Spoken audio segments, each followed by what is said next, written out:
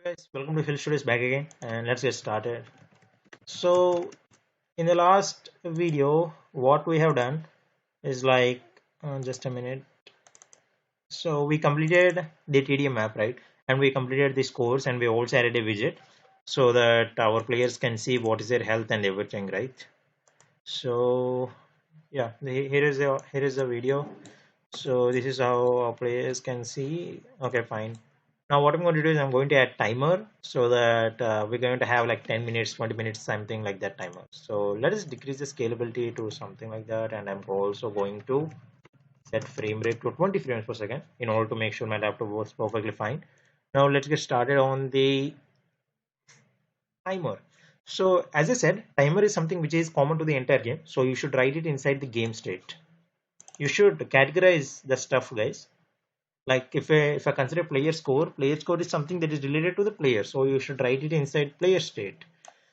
uh, so let us create two variables, uh, minutes remaining and seconds. So you're going to get both of those stuff, minutes and seconds, and they are something like integer. Yeah, and if you look at minutes, they are also like integer. Hope you guys got it. Minutes are like 30 minutes. Let us make it 30 minutes. Okay, let us make it 10 minutes. Why not? Seconds will be something like 60. Okay. So as I already said, game state exists on both server and also in clients. But what happens is that if I change game state in server and if I change the variable to replicated, so whenever that particular variable value changes in server, it will replicate that variable value to every client. So what I'm saying right now is like, let us take these minutes. I set the replication to replicated. Now what happens is that if I change this minutes value to, it is currently 10, if I change it to 9 on server, since it is replicated, server will automatically update the minutes value across every client. I hope you guys are getting it. So we don't need to write any multicast functions. So you might say like, okay, why on server, why not client, right? So if you change the minutes value on client, it will not update the value across every client because client does not have the power to update value. Only server have. Client does not have the power to send value to every client. I hope you guys are getting it. Only server has the power to send value to every client. So whenever you are trying to change some value and you want it across every client, change it on server and set the replication to replicated so that it replicates to every client. I hope you guys are getting it. Now let us add a comment, something like timer, something like that. And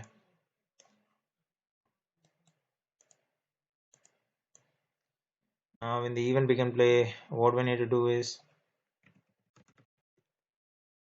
add custom event.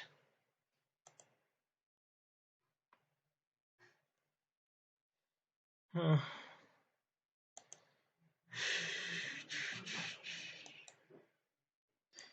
okay, hello guys. I think it crashed.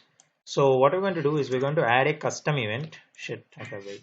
Add custom event, and the custom event is timer. So let us.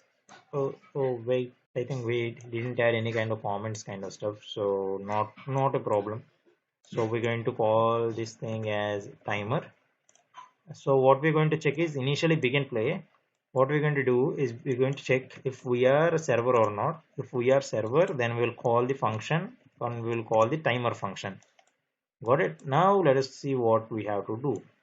So let us see if initially what we are going to check is like we are checking if seconds are equal to 0. If seconds are equal to 0, if they are equal to 0, that means the seconds is completed. If seconds are not equal to 0, then what we need to do is we just need to just decrement them, right? We just need to still decrement them. So let's say 10 minutes 60 seconds, then it will become 10 minutes 59, 10 minutes 58. If seconds are equal to 0, then we just need to check if minutes equal 0. Minutes equal to 0 means that means time is completed. So our game time is completed. So if it is true, that means our game time completed. For now, I'll just have a print string like game time completed. If minutes is 0, if minutes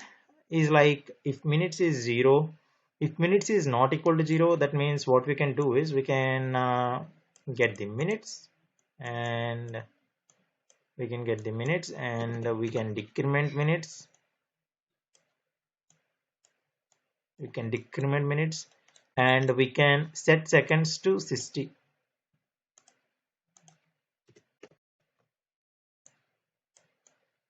We can set seconds to 60. That's it.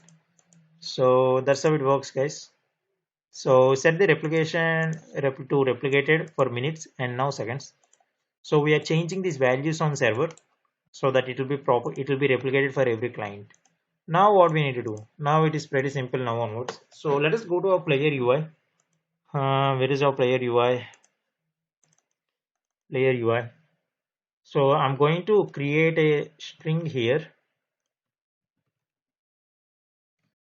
Sorry, it is text. I'm going to keep this thing somewhat like here.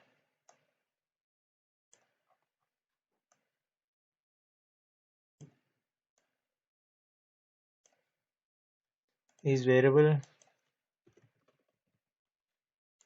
timer.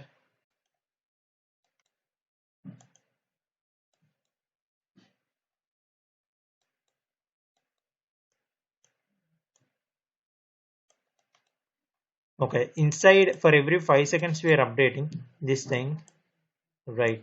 I think for every 1 second we have to update something else. So let us see, update timer. Got it, guys.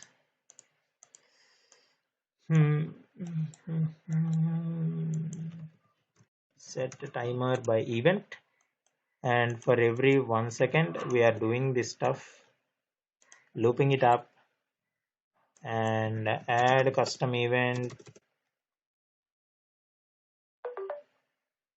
update score and update timer.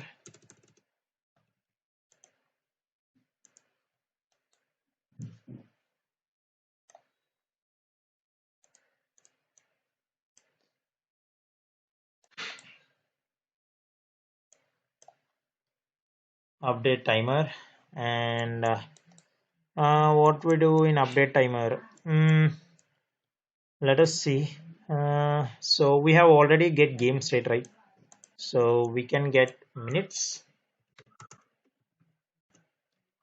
we can get seconds, and we're going to get game state, and we're going to be like set text.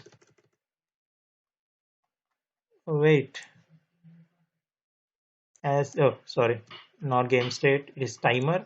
You have to get this, and you have to be like set text.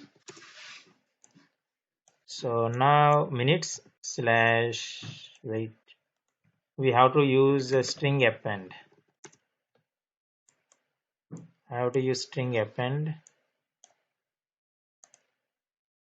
We are using minutes slash seconds.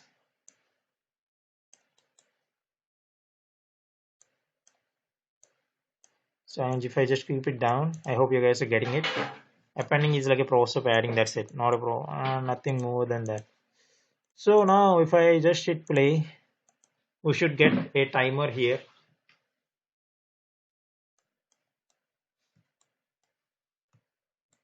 Okay, it's not getting updated. We'll see why. Player UI, we set it to looping, right? For every 1 second it should loop, right? Yeah. Okay, go to TDM game state, and if you look at seconds it's 60. If you look at minutes it is 10. So even begin play, we'll play timer, and here we are checking if seconds is equal to 0. No, not. If it is not, we are decrementing seconds. Right. Oh, okay. It is executing only one time. Got it. So what we have to do is, it is executing only one time. That's why we got something like that. So one thing that we can do is, we can also add something like set timer by event. Time is like 1 second. It is looping.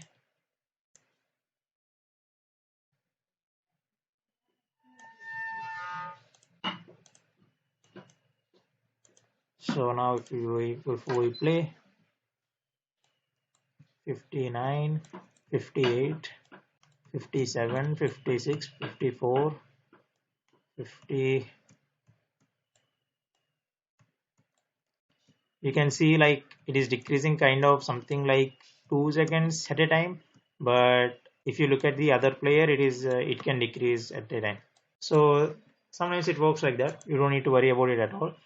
Why is it happening? Because server has the most updated one, right? So that's the reason why it's happening something like that. But don't need to worry about it. So we are getting this thing every minute, every second, and we are updating the timer value also every second. So yeah, so we complete the timer there, and once the timer is completed, we're going to get like the game completed. So this is the video, guys. I hope you enjoy it. So next time onwards, I'm going to add some guns, and we're also going to add a simple animation to just hold the gun so that you guys can shoot, and one of you going to die, not in game. One of you is going to eliminate, and then we're going to have some increasing scores and going back to match again and joining something like that. So thank you for watching, guys, and join Discord and subscribe. And if you guys haven't done it, let me know. Bye. And also join Discord too so that you can help me on my game as well. Thank you.